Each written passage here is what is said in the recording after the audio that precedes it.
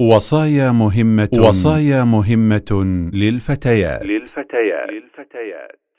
يقول الله تعالى: وأن يستعففن خير لهن. أختي الكريمة، إن للعفاف والحشمة صورا وسلوكا يظهر على العفيفة الرزينة. إليك أيتها الطاهرة بعضا منها.